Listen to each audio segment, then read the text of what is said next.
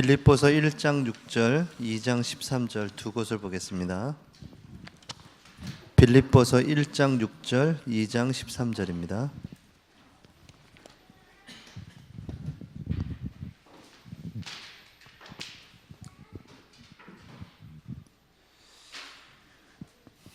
(1장 6절) 먼저 합독합니다.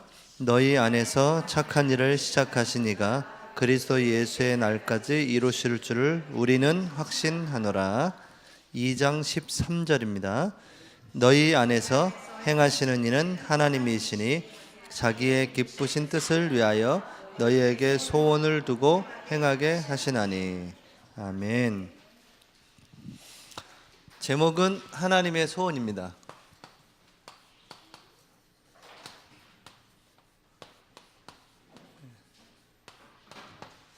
이 단어는 잘 아시겠죠?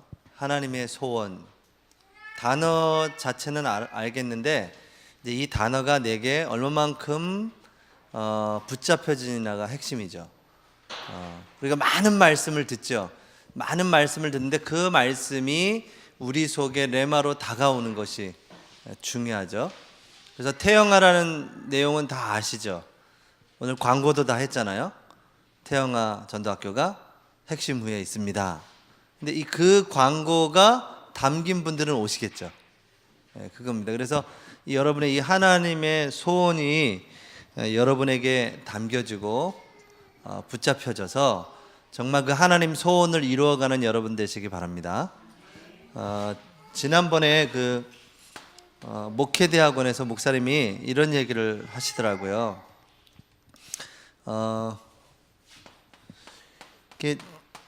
잘 하려고 하지 말고 진짜로 해야 된다, 이런 얘기를 이제 하시더라고요. 이 말을 또 알아듣겠죠. 근데 잘 하려고 하지 말고 진짜로 하라. 왜 이 얘기를 목회자님들에게 했을까요? 최고 메시지를 받고 있는 지금 목사님들, 사모님들, 중직자까지 이제 오시거든요. 목회대학원 그 가을 학기에. 거기서 하신 얘기예요. 잘하려고 하지 말고. 우리 그렇게 배웠죠. 잘하려고요. 열심히 하고 잘하려고 하죠. 그런데 진짜로 해야 된다는 말은 잘하려고 하다가 보니까 진짜를 놓친다는 거잖아요. 뭐가 진짜일까요? 이런 얘기를 하셨어요. 막 능력이 없어도, 잘하지는 못해도 전도자의 삶 속에 있어야 된다, 이런 얘기를. 이 얘기는 이렇게 쓰시면서 한 얘기가 아니에요. 쭉 그냥 하시는 중에 하시는 얘기거든요. 오늘 목사님께서 절대 제자 얘기하셨잖아요. 근데 그 절대 제자를 얘기하시면서 하신 얘기가 있어요. 앞뒤로. 이런 얘기들을 잘 캐치해야 됩니다. 절대 제자는 예비돼 있고 절대 제자를 찾으면 모든 문이 열린다. 그럼 우리가 지금 뭘 못하고 있어요? 절대 제자를 못 찾고 있는 거죠. 저는 들으면서 하나님께 한번 질문해 봤어요. 하나님, 지금 다락방이 뭐 이렇게 30만이라고 그러는데 한국 교회가 이거보다 더 많은데 한국 교회에는 제자가 있습니까? 이렇게 물어봤어요. 답을 안 주시더라고, 제 마음에. 한국 교회에 제자가 있습니까? 없습니까? 이렇게 물어봤을 때 제게 확 답을 안 주셨는데, 제가 25년을 다락방 전도 훈련을 하면서 깨달은 걸로 제가 정리를 했어요. 그게 뭐냐면, 제자는 첫 번째 복음에 반응하게 돼 있어요. 다른 거에 반응을 안 해요. 오직 복음이야. 저희 임마누엘 서울교회는 그래서 막 그리스도, 뭐 이렇게 사랑으로 감싸줘야 되는데도 그리스도 그렇게 하고 넘어가 버려요. 아픈데 가서 같이 울어주고 막 이렇게 해줘야 되는데 그리스도 이래요. 그걸로 끝이야. 그냥 더 이상 할 말이 없어. 이 사람도 할 말이 없어. 탑이니까. 기도해 그리스도, 그러면 끝이에요. 근데 그만큼 이게 이제 붙잡혀졌으니까 그렇게 했겠죠. 우리라도 오직 해야 우리 후대에게 그래도 좀 오직이 전달될 거 아니에요? 그렇죠. 여러분이 오직 안 하면 후대들은 오직 근처도 안 가요. 그래서 여러분들이 그래서 오직 하라는 얘기인데, 그러니까 이 절대 제자는 복음에 반응하게 돼 있다. 제 자신이, 제가 저를 보니까, 그리고 제가 또 많은 현장에서 사람들을 만나 보니까 세가족인데도 복음에 반응하는 사람이 있는가 하면 아주 훌륭한 세가족인데도 귀신 얘기한다고 떠나가는 사람도 많았어요. 귀신 얘기, 유목사. 그리고 또 어떤 변호사는 이런 얘기도 하더라고요. 변호사예요, 변호사. 똑똑하신 분이죠. 유목사님은 공부를 안 하시는 것 같다면서 맨날 한 얘기 또 하고 한 얘기 또 하고 한 얘기 또 하고 안 되는 거예요. 고상한 얘기를 하고 막 깊이 있는 연구해가지고 판에서 설교를 해야 되는데, 유광수 목사님은 한 얘기 또 하고 한 얘기 또 하고, 그러니까 목회 공부를 안 하시는 분 같대. 그분의 입장에서는 그게 맞겠죠. 근데 그런 분이 복음에 반응을 안 해요. 그래서 제가 25년을 다락방 훈련을 받으면서 결론 내기는, 제자는 복음에 반응하는구나. 그래서 제자를 찾으려면 오직 복음만 전하셔야 돼요. 태영아요, 오직 복음만 선포해야 돼요. 누려야 되고요. 태영아 특히 더요. 전도자의 삶, 태영아 부모님이 사셔야 돼요. 이미 우리들은 다 지나버렸기 때문에, 우리 연세 많으신 권사님들은 전도자의 삶 사셔서 얼마나 대역사를 이루게 해요. 그죠? 물론 대역사 이루셔야죠. 그러나 진짜 태영아 부모님들이 사셔야 돼요. 왜냐하면 지금 이 싸움은 어떤 싸움이냐, 무엇이 먼저 각인하느냐, 이 각인 전쟁에 들어와 있거든요. 그래서 그 주도권 싸움이에요. 태영아 속에 하나님의 말씀이 먼저 들어가냐 아니냐, 이거에 따라서 이 아이의 평생은 좌우되거든요. 그래서 중부권의 핵심 이후에 태영아 전도학교가 있다. 교회에서 왔기 때문에 교회 차가 가면 내가 어떻게 집을 가야 되냐, 날 어쩌란 말이냐, 이런 생각에 가시죠. 그 타고. 저희 서울전도학교도 그래요. 서울전도학교도. 그래서 서울전도학교는 예배 전에 해요. 야가 가지고 서울 사람들이. 그래서 9시 반에 합니다. 서울은 10시 10분 15분에 끝내요. 그것도 10시 10분쯤 되면 이분들 벌써 반응이 오기 시작해요. 자리 잡아야 되는데 저 강사가 왜 이렇게 오래 하나, 이 눈빛이 보여요. 끝나면 어떻게 되냐면 다 가요. 그 교회 머니까. 서울도 길 막히면 1시간 넘어요. 전철 타고 가야 되니까. 그러니까 이제 여기 지금 핵심 이후에 여러분 모였다는 거는, 여러분 그 언약 붙잡은 자들이 모인 겁니다. 아멘이 왜 이렇게 적으세요? 이럴 때는 아멘을 하셔야 아멘 할 때 메시지가 들어가거든요. 여러분 그 언약을 붙잡을 때 하나님 그 언약을 이루어 가시죠. 왜냐하면 하나님은 지금 그 언약을 잡은 사람을 찾고 계시거든요. 그래서 절대 제자는 복음에 반응한다. 두 번째는 보니까, 제자는 보니까 훈련 속에 있더라고요. 훈련 속에 있는 제자. 저부터도 이렇게 훈련이 이렇게 안 되면 자꾸 옛날로 돌아가게 돼 있어요. 그래서 훈련을 강조하는 거죠. 근데 거기에 잘 따라오는 게 제자더라고요. 근데 그게 안 되면 이렇게 어느 정도 반응하지만 늦어져요. 늦죠, 시간이. 그래서 여러분 능력이 없고 좀 내가 잘하진 못해도 이 속에 있어야 되는 겁니다. 왜 이 속에 있어야 되냐면, 하나님이 이 속에서 이 전도자의 삶을 사는 그 사람에게 하나님의 언약을 전달하시거든요. 이를 성취될 말씀을 주시거든요. 여러분 이 속에 있으면서 전도자의 삶 속에서 하나님의 태영아에 대한 언약을 붙잡는 순간, 하나님 그 말씀을 성취하기 위하여 모든 문을 여시는 겁니다. 그러니까 잘하는 게 중요한 게 아니라니까요. 지금 저희 교회가 이제 좀 한때 덕평 얘기 나왔었는데 덕평 갈 수가 없어요. 이제 저희 성도들 수가 이제 덕평에 갈 수가 없고요. 2018년부터는 건물을 조금만 더 지면은 이제 거기 덕평에 건물을 더 지면 도로를 8차선으로 넓혀야 돼요. 8m로 참. 지금 한 6m 되는 도로잖아요. 들어가는 게. 그걸 8m 넓히려면 그 8m 넓히는 땅 사고 도로 깎는 게 몇백억이에요. 그래서 아이고 덕평은 이제 우리는 이제 어디를 얻어야겠다 생각하는데 이제 그게 쉽지는 않은데, 지금 이제 한국에 지금 대형 교회들이 무슨 상황들이 자꾸 벌어지고 있냐면 1세대 목사님들이 이제는 그만 은퇴하시고 다음 오시는 분이 그만큼 안 되는 거예요. 그래서 교회들이 막 팍팍 줄어가고 있어요. 그러니까 막 10,000명 모이는 20,000명, 30,000명 이렇게 모이던 교인들이 막 한 주에 몇천 명씩 푹푹 나가기도 하고 그래요. 여러분 통계적으로 30%가 이동해요. 한국 교회가 30%가 성도들이 이동을 한다고. 교회 이동, 이사를 하든지 뭘 하든지. 그럼 지금 뭐 1,000만, 많이 쳐져 1,000만, 그렇게 안 되겠죠. 1,000만이라고 하면 30%는 몇이에요? 300만이 이동한다는 겁니다. 지금 서울 수도권에 막 이동을 해요. 그러니까 교회 따라 이동을 하죠. 그러니까 어떻게 되죠? 그 큰 교회들이, 그래서 내놓죠. 이제 그래서 우리는 하나님의 시간표가 어디 있나 그렇게 기다리고 있는데요. 하나님의 시간표 속에서 이제 그 인도합니다. 그러니까 크게 목회를 하셨는데 지금 그런 문제가 왔다니까요. 한국 교회가 막 지금 막 위태위태합니다. 신천지가 기독교 장로교인들을 타겟으로 해요. 왜? 메시지가 없으니까요. 복음이 약해요. 제자는 복음에 반응하게 돼 있거든요. 그러면 한국 교회에 복음이 없냐 이렇게 가면 이제 또 안 돼요, 여러분.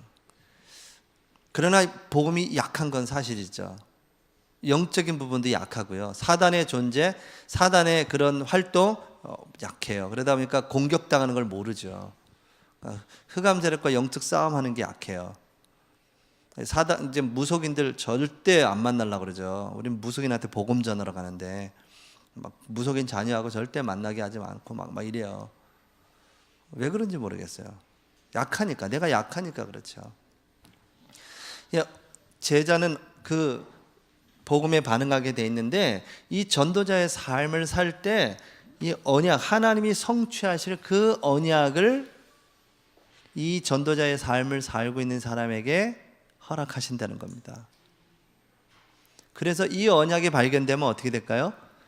반드시 언약은 성취될 것이기 때문에 중부권이든 어디든 아무리 연약한 분이라도 이 언약이 붙잡혀지는 순간 하나님은 그 교회와 강단과 모든 업을 축복할 수밖에 없는 겁니다. 이게 무서운 거죠, 이게요. 하나님의 언약이 그러니까 이게 되고 있을 때 이 하나님의 언약이 들어오는 건데 이게 안 들어오는 거죠. 그러니까 유 목사님의 말씀을 단순히 그냥 여러분이 유 목사님의 말씀으로 들으니까 안 되는 거죠. 여러분이 강단 목회자의 말씀을 그냥 목회자의 말씀으로 듣기 때문에 그런 겁니다. 이 삶 속에 살고 있으면 그 말씀이 하나님이 내게 주시는 언약으로 들려지기 시작하는 겁니다. 그럼 그도 살고 모든 현장에 살게 되는 거죠. 아멘. 그래서 지난번에 보니까 이런 얘기 하시대요. 사도행전 19장 21절에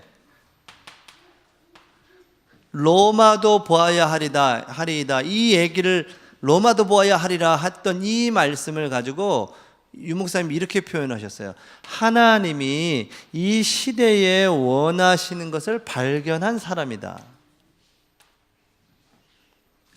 로마란 것을 발견한 거죠. 그래서 네가 가이사 앞에 서야 하리라. 예루살렘에서 증거한 것 같이 로마에서도 증거해야 하리라. 이 말씀을 하시면서 뭐냐? 하나님이 기억하시는 사람이라고 얘기하시는 겁니다. 하나님이 기억하시는 사람. 그 하나님의 이 시대적인 언약을 발견한 그 사람. 하나님이 기억하는 그 사람. 그 사람이 이제 어떻게 돼요? 사도행전 27장 24절에 그 하나님의 언약이 성취되는 그 속에 있는 그 사람. 이렇게 얘기하신 겁니다. 그럼 가장 중요한 것은 뭘까요? 하나님의 그 언약이 붙잡혀진, 태영아의 언약이 붙잡혀진 그 부모가 일어나야 되는 겁니다. 그 태영아에 대한 말씀이 붙잡혀진 그 한 사람 때문에, 그 어머니 한 사람 때문에 하나님은 렘넌트 7명들을 다 그 부모의 영향으로 세웠던 겁니다. 그래서 렘넌트 운동은 그 부모 세대에서 언약을 붙잡고 전달하는 그 부모 세대가 굉장히 중요한 위치에 서 있죠. 혼자 된 사람은 거의 없다고 보시면 돼요. 다 찾아봤어요. 다 누구 아버지, 누구의 아들 뭐 이렇게 다 나와요. 다 아버지, 어머니의 영향 다 받았습니다. 거의 대부분이. 안 받는 고아 출신이면 모르겠는데 그렇지 않은 이상은 다 가정에서 그 부모의 영향을 다 받습니다.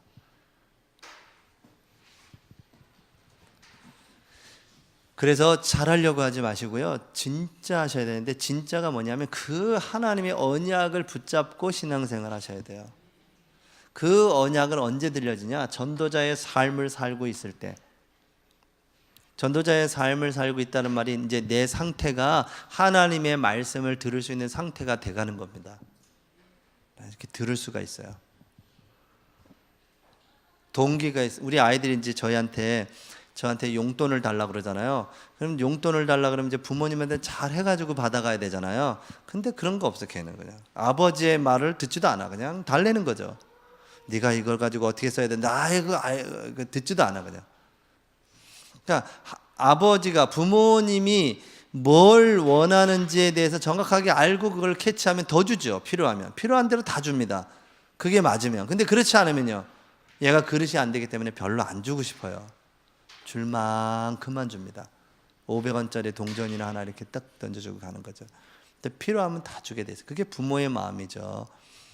하나님이 지금 이 시대에 뭘 원하시는지를 발견한 그 사람을 하나님은 기억하시는 겁니다. 그리고 그 사람에게 그 성취 속에 있게 하시는 거죠. 그래서 오늘 우리가 본문 보니까 이렇게 얘기하셨잖아요.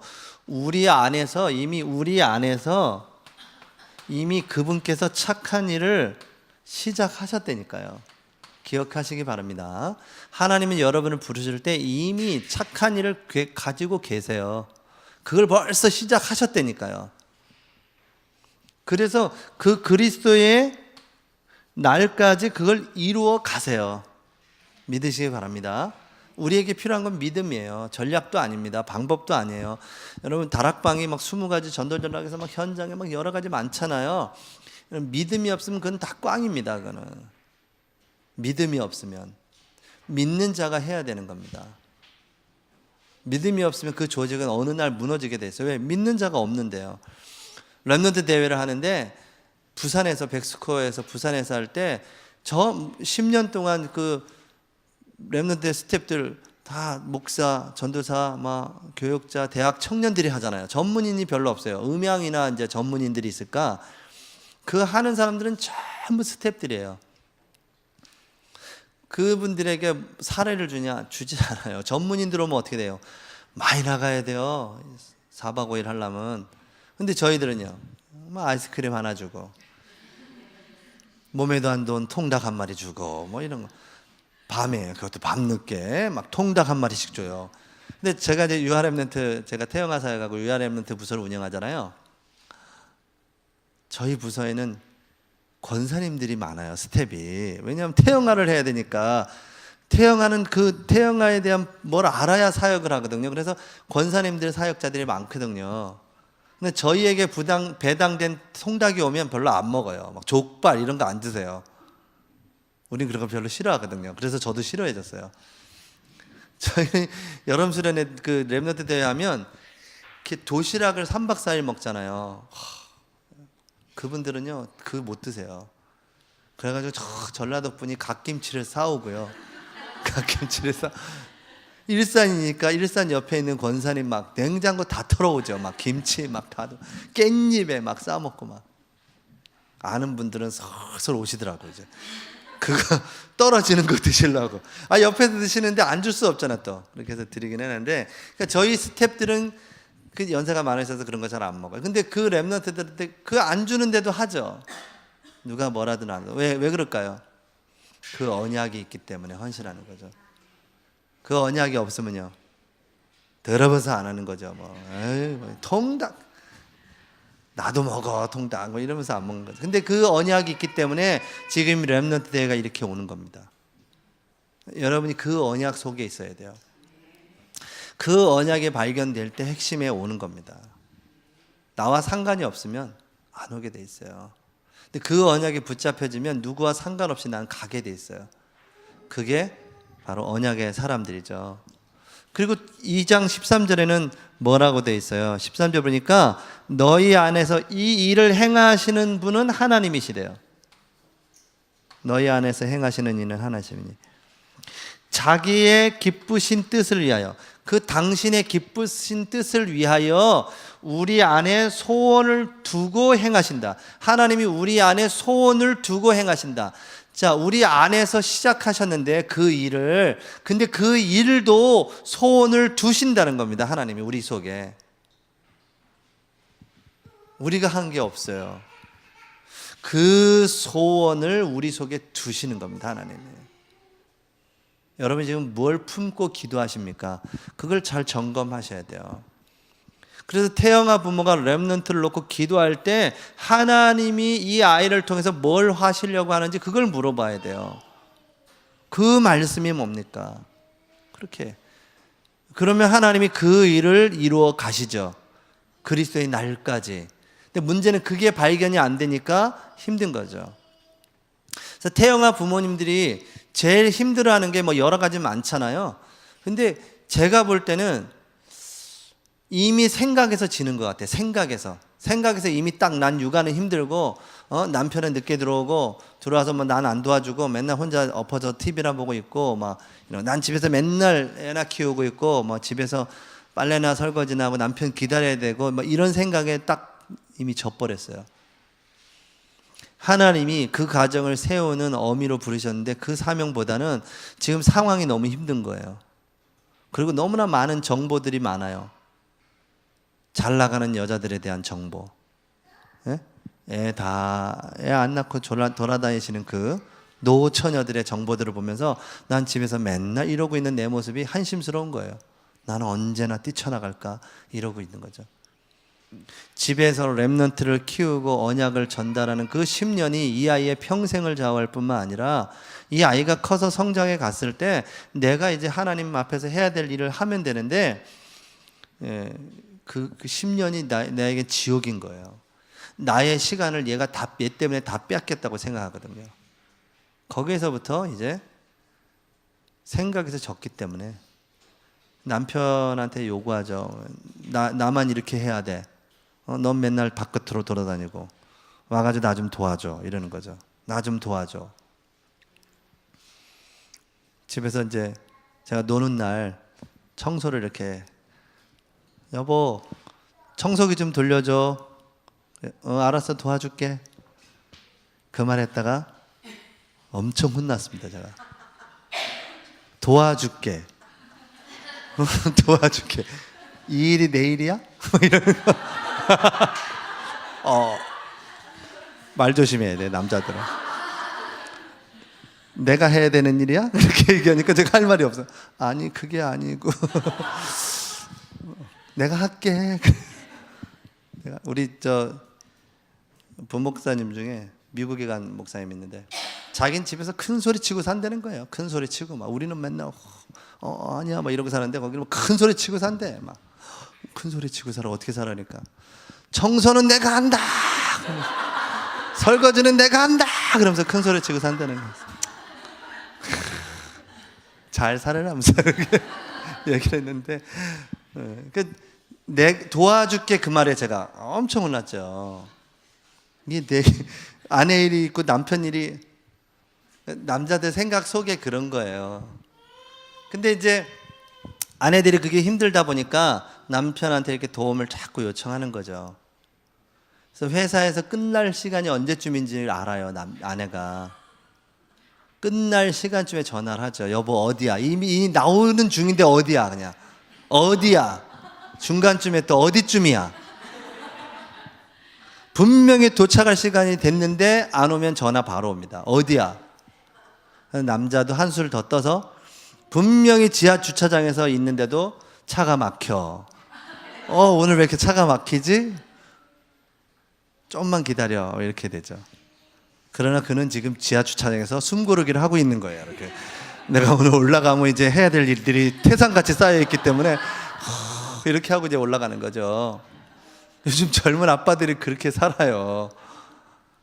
여러분 지금 남자 자녀를 둔 어머니들은 준비하셔야 돼요. 고생합니다, 고생. 근데 저 아기를 안고 있는 이제 시어머니가 볼 때는 애가 울면 안아야 되잖아요. 응? 안아서 막. 그걸 본 친정어머니는 뭐라 그래요? 버릇 들린다고, 안지 말라고. 버릇 들리지. 계속 안으면 버릇 들려서 계속 안아달라 그러거든요. 시어머니는 자꾸 안아주라 그러는 거고, 친정어머니는 안아주면 안 된다고. 그 시어머니가 딸이 있을 거 아니에요? 딸한테는 뭐라 할까요? 안아주지 말라면서 버릇 든다면서 이렇게 얘기할 거 아니에요. 다 나야 나, 그죠? 창세기 3장이네. 또 나 중심이야. 부부가 왜 자꾸 다툴까요? 내가 힘든 거예요, 저 사람 때문에. 내가 살아왔던 삶이 아니야, 저 사람은. 지 마음대로 나하고 완전 달라. 그걸 인정하고 초월할 수 있는 비밀이 있어야 되는데 그게 안 되는 거예요. 결국 그겁니다. 내가 초월할 수 있는 힘이 없어요. 그러니까 그 날 힘들게 하는 그 남자가 미운 겁니다. 결혼을 하기 전에 그 달달했던 그 관계 있잖아요. 여러분, 자 한번 한 5초간 여러분 결혼하기 전에 그 남자와 만났던 그 시간으로 한번 돌아가 보세요. 하나, 둘, 셋, 넷, 다섯. 빨리 해보라니까 5초간만. 근데 이게요, 이 달달했던 관계가 결혼을 딱 하면서부터 남편이 되고 아내가 돼버려요. 그 역할로 바뀌어버려요. 역할로. 남편은 어때야 된다는 그런 역할. 그 아내가 그런 눈을 갖고 있는 겁니다. 남편도 아내는 어때야 된다는 그 역할 눈으로 갖고 있는 거예요. 그 그냥 보기만 하면 또 보고 싶고 또 보고 싶고 그런 게 싹 사라져, 결혼하는 순간. 왜? 그 역할로 이 사람을 판단하고 있기 때문에. 근데 그게 너무나 다른 가정에서 태어났어. 그럼 그게 계속 부딪히는 겁니다. 이제. 결국 나죠. 예. 저 사람 그 자체로 보지 못하는 내 문제예요. 그럼 다른 좋은 남자를 만났다고 칩시다. 그 남자하고 이혼했어.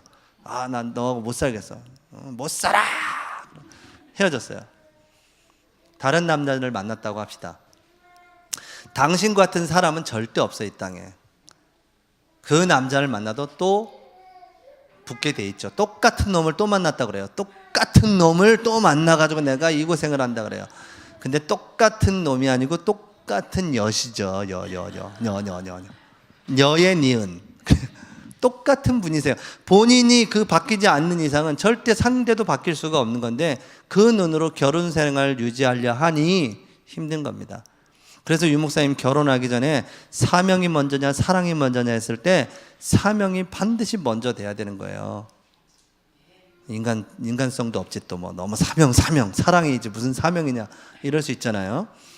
근데 제가 결혼을 하고 보니까 제가 이제 우리 아내하고 제가 만나서 복음을 서로 나누고 복음의 색깔, 제가 갖고 있는 기도 제목 이렇게 나누면서 저는 정말 제가 너무 순진했던 것 같아요. 30분 만에 난 당신을 선택했사오니 당신이 허락해 주신다면 우린 결혼을 전제로 한 만남이 되기를 원합니다. 이렇게 했다니까요. 30분 만에.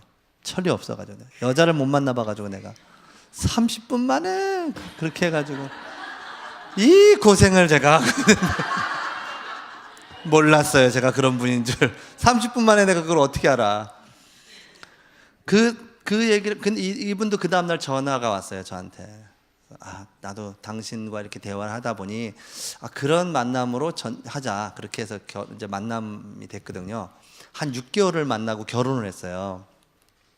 근데 정말 남녀 간의 사랑이란 거는 부딪히면 꽃이 피게 돼 있어요.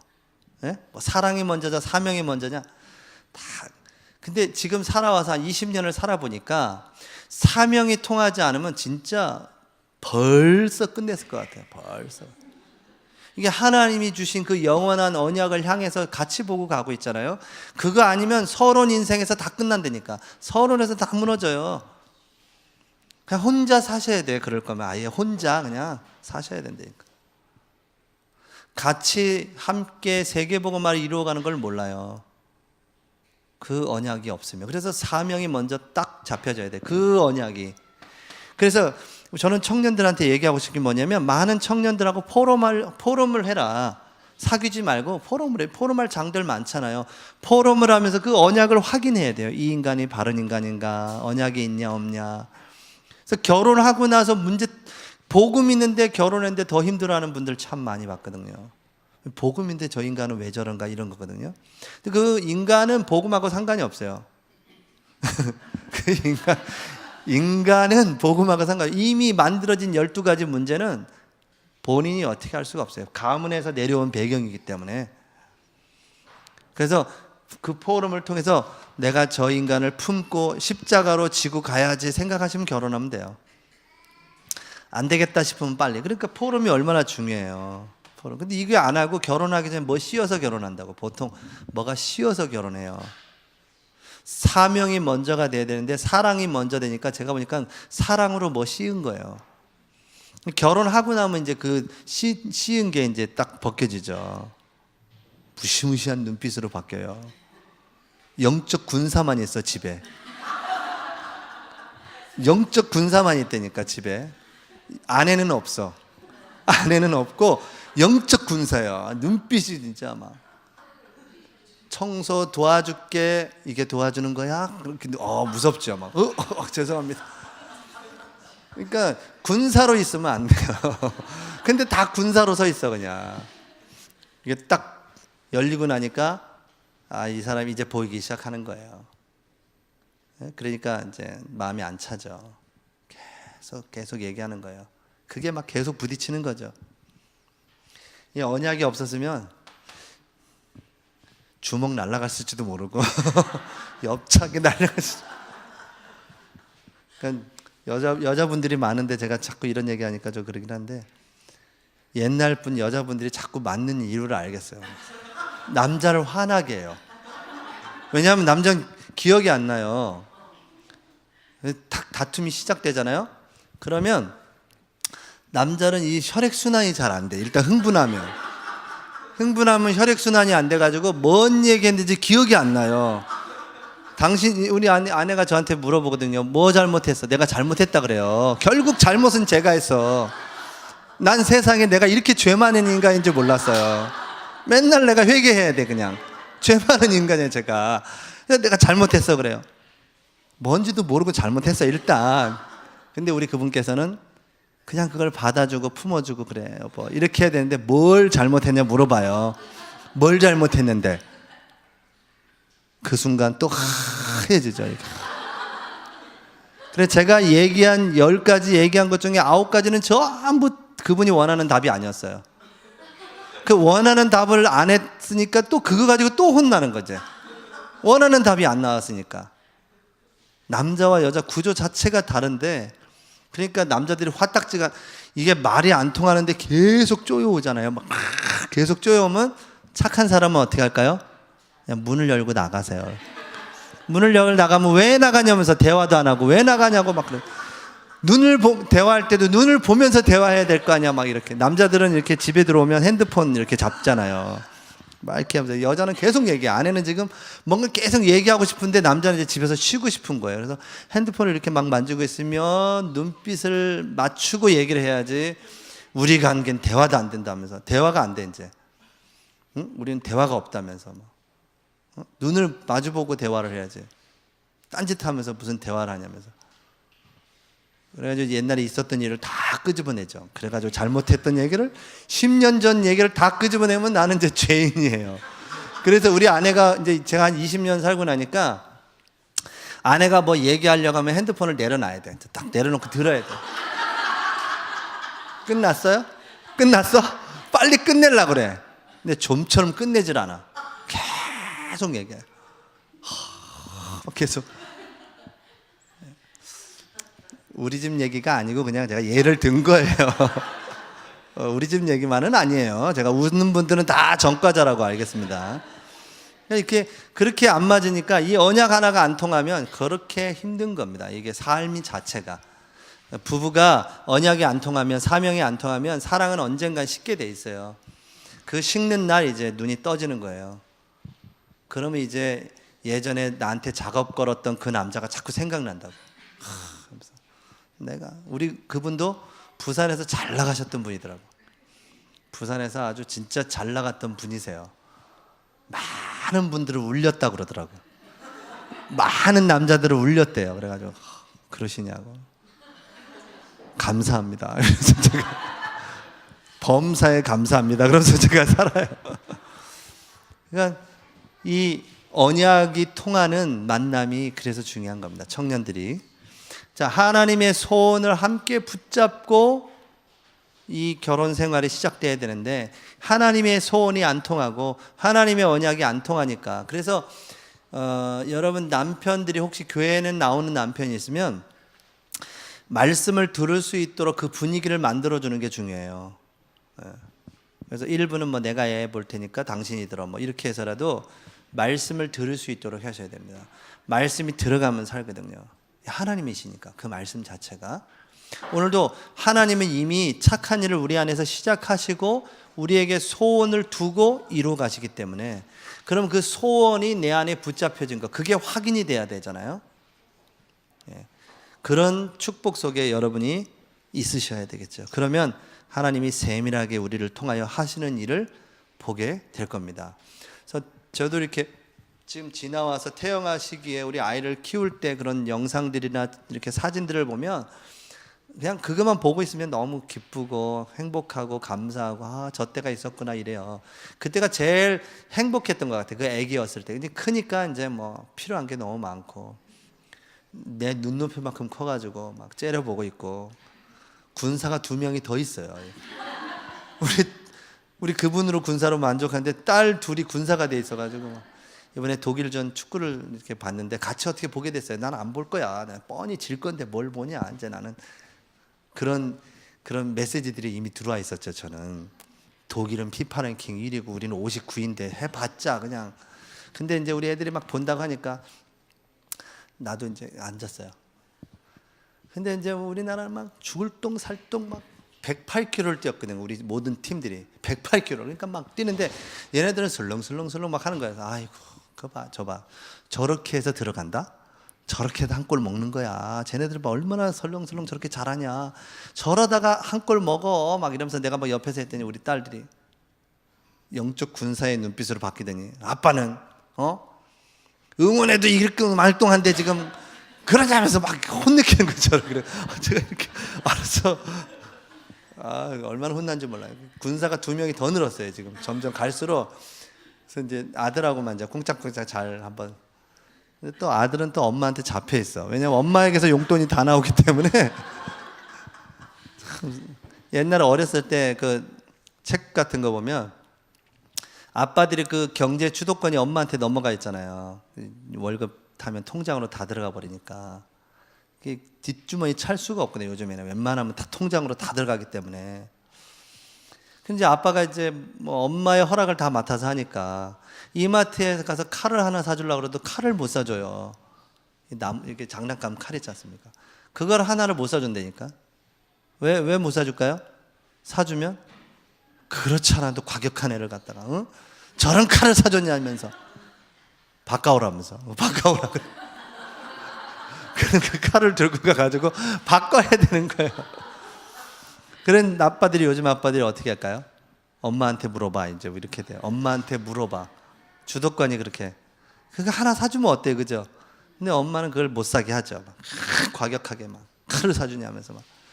이제 요즘에 이런 아빠들의 위치, 아빠들의 역할들이 많이 좀 안타깝습니다. 그래서 엄마들이 돌아가셔서 아빠들 많이 위로해 주시고 엉덩이도 두둥겨 주시고 한 번씩 안아 주시고 그렇게 하셔야 돼요. 그래 아버지가 살아나야 되거든요. 말씀이 들어가면 되니까 아버지들의 말씀이 그 하나님의 소원이 붙잡혀지면 되니까요. 그렇죠? 자, 하나님의 소원 첫 번째는 뭐냐면 이 하나님의 소원이 우리 속에 담기면 되는데 첫 번째 하나님의 소원은 뭐냐? 치유입니다. 치유. 하나님은 여러분이요 오늘 얘기하시던데요 이 황폐한 상태를 치유해야 돼요. 그래서 황폐한 상태는 이 복음이 아니면 치유할 수가 없죠. 그래서 오직 복음하는 겁니다. 내 황폐한 상태를 치유하는 길은 그 하나님의 말씀, 이 복음, 이 흐름 속에 있을 때 치유가 일어나는 겁니다. 치유가 뭐 말 잘해서 되는 게 아니에요. 제가 이렇게 저 상황, 제가 이제 임마누엘 서울교회 부교육자고 뭐 태영아 선교국 총무 일을 하는데, 부교육자라는 그 상황이, 그 상태가 나도 모르게 황폐케 되는 부분이 있더라고요. 제가 하나님 앞에 회개했어요. 네가 담임이 되면 그래 열심히 할 거고, 부교육자 되면 그냥 설렁설렁 할래? 너 그거 벌써 사꾼 아니냐? 네가 담임이 되면 막 한 영혼 막 이렇게 돌아다니면서 너에게 맡겨주신 지금 그 사역은 네가 그렇게 한다는 건 너 자체가 이미 그거는 너가 사꾼이다. 제가 하나님 앞에 회개하게 되는데, 그 황폐케 된 게 있어요. 부교육자로서요. 근데 제가 어느 날 이 복음으로 답이 나고 하나님의 말씀이 딱 들리기 시작하니까요, 치유되기 시작하더라고요. 제가 답이 딱 나니까, 말씀의 답이 나니까 지금 상황이 문제가 안 돼요. 어려운 상황도 문제가 안 되더라고요. 하나님이 하실 답이 딱 오니까요, 제가 치유되기 시작하는 거예요. 그래서 우리 태영아 부모들이 가장 중요한 건 뭐냐, 내 자신, 태영아 부모가 복음으로 답을 내고 이 흐름 속에 있으셔야 돼요. 이게 안 되면 세상의 유혹이 얼마나 대단한지 그 육신의 것을 주면서 영적인 것을 다 뺏어가는 겁니다. 그래서 언제든지 기독교는 풍요로울 때 사단의 공격이 컸어요. 사단이 풍요를 주면서 영적인 것을 뺏어가거든요. 그러니까 뭐 급할 게 없어. 뭐 의식주 별로 뭐 잘 먹고 잘 살아. 그러니까 뭐 기도 별로 잘 안 해. 뭐 큰 문제 왔을 때 그때 기도해. 근데 예전에 우리 1세대 그 어머니들, 그 어머니들은 대한민국 자체가 어려웠기 때문에 얼마나 기도하셨어요.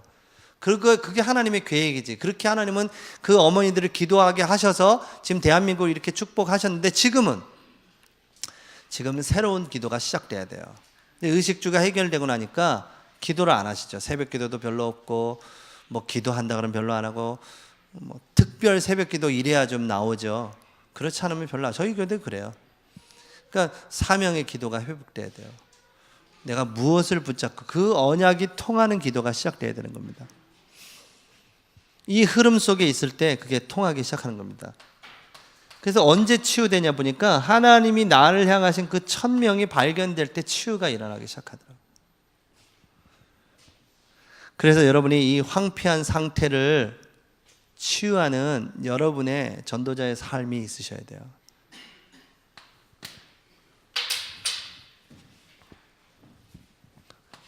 두 번째는 서밋이죠. 서밋.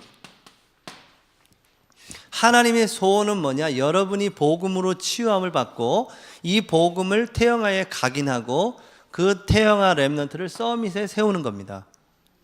그래서 237개 나라를 어떻게 살릴 것이냐? 태영아 유아 유치에서부터 살리기 시작해야 돼요. 네. 그 언약 가진 부모가 전달해야 되는 겁니다. 237개 나라를요. 지금 다 어른 된 사람들은 힘들어요. 지금 살람을 지금 뭐 방글라데시 살람 목사가 지금 잘 하고 있잖아요. 근데 그 친구, 그 목사님이 저희 임마누엘 서울교회에 있을 때인데, 이렇게 어려우니까 어쩔 수 없어요. 근로자로 온 사람들은 어쩔 수 없어요. 어렵기 때문에 자꾸 도움을 요청할 수밖에 없어요. 그런 우리는 어떻게 해야 되냐면, 될 수 있으면 이 사람이 성령인도 받도록 하기 위해서 도움을 안 줘요. 도움을 안 줍니다. 기도하고 계속 기도하면서 그 사람을 돌아보죠. 그 사람이 그 본국으로 돌아갈 때까지 관심 안 가졌어요. 본국으로 돌아가서 그것도 한 1년 있다가 정치태 선교사님께 말씀드렸죠. 목사님, 이런 사람이 갔는데 한번 가보시죠. 이렇게 해서 정치태 선교사님이 가셔서 그 목사님하고 만나면서 이제 막 벌어지기 시작한 거죠. 그러니까 치유가 되지 않으면 이 서밋의 자리에 설 수가 없어요. 그래서 태영아 때부터 그걸 시작해야 돼요. 그래서 237개 나라, 그 어른이 돼 있기 때문에 힘든 거죠. 그 아주 특별한 사람입니다. 그래서 우리가 237개 나라를 품을 때는 어렸을 때 태영 유아 유치 때부터 품어야 돼요. 지금 이제 우리나라에 와 있는 그 다민족들이 많잖아요. 그 다민족들의 자녀 사각지대입니다. 그 자녀 사각지대이기 때문에 그걸 놓고 기도하시면서 이 237개 나라 이 언약도 붙잡고 가야 되겠죠. 제가 요 강의하는요, 제가 지난주 전도학교 강북 강남 전도학교 하면서 만들었는데, 이게 그때 만들 때에 유아 유치 성교국 수련회였어요. 수목이. 그 메시지를 제가 들으면서 이렇게 정리를 한번 해본 건데요. 237개 나라를 살리는 길은 태영 유아 유치에서부터 시작돼야 돼요. 이 언약이 붙잡혀져야 돼요.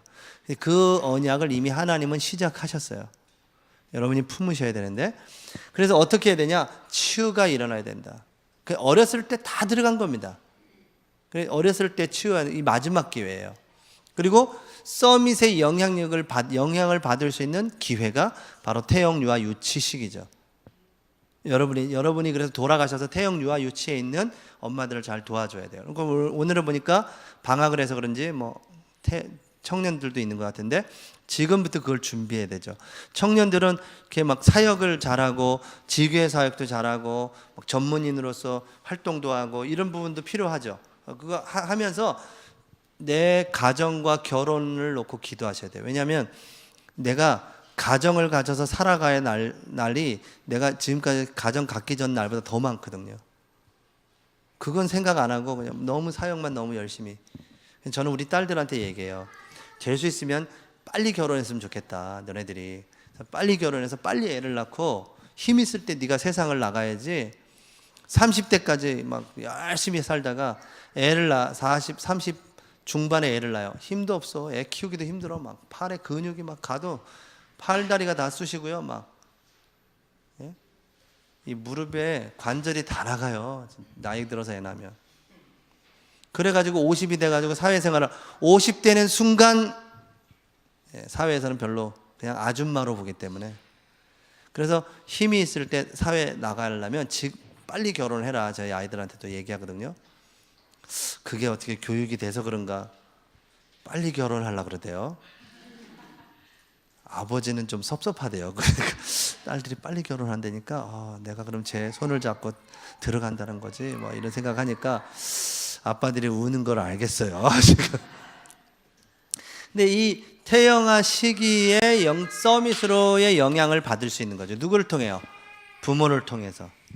그래서 이 복음으로 딱 답이 난 그 부모를 통해서 이 서밋으로 어떻게 올라가냐면, 이 복음에 답이 난 이 복음이 누려져야 되죠.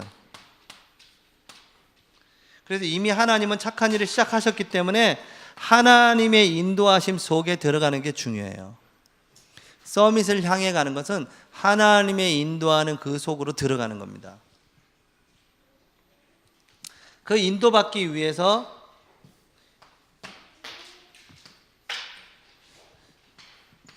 오늘이 필요한 거죠. 이 오늘이 인도받는데 아주 정확한 시스템이에요. 그리고 이렇게만 하고 있으면 하나님은 반드시 하나님의 시간표를 움직이시죠.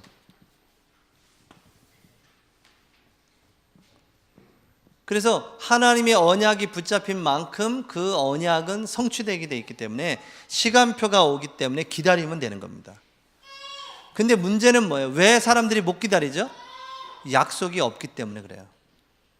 언약이 없기 때문에 못 기다리는 겁니다. 내가 사랑하는 사람을 뭐 어디에서 만나기로 했어요. 커피숍에서. 약속이 돼 있기 때문에 기다리죠. 사랑하는 사람이면 1시간도 기다릴 수 있어요. 근데 약속이 안 되는데 그 커피숍에 가 있을까요? 아니죠. 그 사람하고 그 약속을 내가 믿기 때문에 약속을 붙잡고 기다리는 겁니다. 근데 못 기다리는 이유는 뭐냐? 그 약속이 약한 겁니다. 그 언약이 약한 거예요. 그렇기 때문에 못 기다리는 거예요. 여러분, 이 복음이 내가 먼저 들어와서 내가 치유가 되고 회복되고 내가 이제 하나님을 바라보는, 하나님이 이미 나를 서밋에 두시려고 부르셨고 이미 착한 일을 우리 안에 두셨어요. 하나님의 소원을 두셨기 때문에 그것을 발견하고 가는 이 서밋을 향한 이 여정 안에 있다면 그분은 반드시 승리하게 돼 있고요. 그 렘넌트는 행복한 축복 속에 있는 것이고 그 어머니는 행복한 육아를 하게 될 겁니다. 그래서 뭐 하라는 얘기가 아니고요. 언약 속에 있어야 된다는 겁니다. 결론은. 오늘 유목사님 얘기한 것처럼 임마누엘 속에 있으면 되는 거예요. 24의 결론은 임마누엘이죠. 24 하는 이유는 임마누엘이에요. 25의 역사요. 그 아무 소용이 없어요. 하나님이 나와 함께 하셨기 때문에 그 역사가 일어난 겁니다. 근데 그 역사에 초점을 맞춰두니까 안 되는 거죠. 여러분, 하나님이 여러분과 함께 하십니다. 임마누엘 끝났어요. 착한 일을 이미 여러분 안에서 시작하고 계십니다. 그 사실을 믿으시면 돼요. 우리 이렇게 조그만 치유와 서밋 속에 들어가면 결론적으로 보면 반드시 여러분을 통해서 복음화가 이루어질 겁니다. 가정복음화, 후대를 통한 세계복음화가 이루어질 줄을 확신합니다. 뭘 통해서요? 여러분의 이 복음 육아를 통해서 반드시 말씀 성취의 자리에 있게 될 겁니다. 내 모습은 이 모습은 부족하지만 언약 성취의 자리에 저를 있게 하실 겁니다. 하나님이. 그래서 나는 뭐 하면 되냐면 이 언약을 누리는 24의 축복 속에 하나님이 나와 함께하는 위드의 축복, 이 축복을 누리고 계시면 돼요. 기다리세요. 하나님은 약속한 그 시간표가 되면 성령으로 역사할 겁니다. 오순절 날을 기다릴 수 있어야 돼요. 자, 오순절 날, 제가 오순절 그 신학이라는 게 있더라고요. 오순절 신학이라는 게 있어서 책을 한번 이만큼 두꺼워요. 한번 쑥쑥쑥쑥 읽어봤는데 그 오순절 계통, 순복음 계통에 일어났던 그런 역사들 아니에요. 근데 거기에 뭐가 없냐면 우리 이번 주 강단에서 얘기하셨는데 맥추절의 의미가 없어요. 맥추절이 뭐예요? 하나님이 주신 언약이잖아요. 그러니까 하나님의 언약이 이루어지는 그 오순절날의 성령의 역사잖아요. 그러니까 오순절날은 뭐냐면 말씀이 성취되는 현장이에요. 그러니까 말씀이 없어. 자꾸 성령의 역사를 육신에 체험하려고만 해. 하나님의 역사를 자꾸 육신적으로 체험하려고 하는 게 신비주의인 거잖아요. 그 성령의 역사를 언약 성취의 자리 속에서 체험되어지는 성령의 역사를 언약이 없이 뭔가를 체험하려고 하는 그쪽으로 가니까 뭐 방언 없으면 구원이 없어 이럴 정도까지 갔다 하지 않습니까? 옛날 한참 그 조영계 목사님 막 메시지 하실 때 방언 못하면 구원이 없는 것처럼 그렇게. 왜냐하면 복음이 약하니까 복음의 내용이 정확하게 안 되니까 당연히 뭔가 증거가 안 나타나니까 그렇게 얘기할 수도 있었겠죠. 지나치게. 그러니까 그 성령의 역사는 반드시 그 약속하신 것을 기다리라 하신 그 언약 잡은 사람에게 이루어진 겁니다. 그래서 여러분에게 뭐가 있어야 되냐? 제가 계속 여러분에게 지금 얘기하고 싶은 것은 뭐냐? 하나님의 말씀 그 언약이 여러분 속에 붙잡혀져 있어야 되는 거예요. 그러면 하나님의 언약이 성취되는 그 시간표가 하면 모든 문이 열리기 시작하는 겁니다. 그래서 남편을 만나더라도 배우자를 만나더라도 언약이 소통되는 그 포럼 속에서 만나줘야 돼요. 예. 그게 안 되면 저희 가정 뭐 여러 가정들 제가 얘기하면서 여러분을 좀 웃기게 했는데 그런 문제들이 계속 터지게 돼 있어요. 그게 힘든 겁니다. 그래서 언약이 소통되는, 그래서 이제 그 사람하고 이렇게 언약이 비슷하게 맞았다 그러면 이제 깊은 포럼을 한 번 더 해야 돼요. 이제 한 단계 더 들어가야 돼. 나는 결혼을 이렇게 생각하고 있다 하면서 이렇게. 그럼 그 사람도 이게 내가 이런 포럼을 쫙 하면 반응 보이는 사람들이 와요. 내가 포럼한 거에 대해서 그 반응 온 사람한테 이제 또 한 단계 더 깊은 포럼을 하는 겁니다. 나의 결혼은 이렇게, 내 언약은 이렇게 쫙 하면 반응 온 사람하고 이제 더 깊은 포럼을 하기 시작하는 겁니다. 그러면서 관계를 맺어가는 거죠. 안 그러면 비슷한 사람을 찾게 돼 있어요. 엄마, 아빠 비슷한 사람을. 내가 본 게 아버지 분이 없어요. 집에서 본 게. 그리고 내가 본 건 어머니 상뿐이 없어요. 그러니까 그 어머니의 모습을 가지고 그대로 육아를 하는 거죠. 배운 대로 하는 거예요. 그래서 이제 힘든 거죠. 본인이 왜 힘든지도 모르게. 가장 중요한 건 이 언약과 말씀이 통하는 그런 육아를 하는 그 언약 붙잡은 우리 천안 전도학교 되신다면 아마 천안, 아산 이 지역의 중부권에 중요한 태영아 운동이 바로 여기에서부터 시작될 겁니다. 그 언약을 붙잡은 여러분 한 분을 통해서 시작할 거예요. 승리하실 줄 믿습니다. 기도하겠습니다. 하나님 감사합니다. 하나님이 영광을 받으시옵소서. 예수님의 이름으로 기도했습니다. 아멘.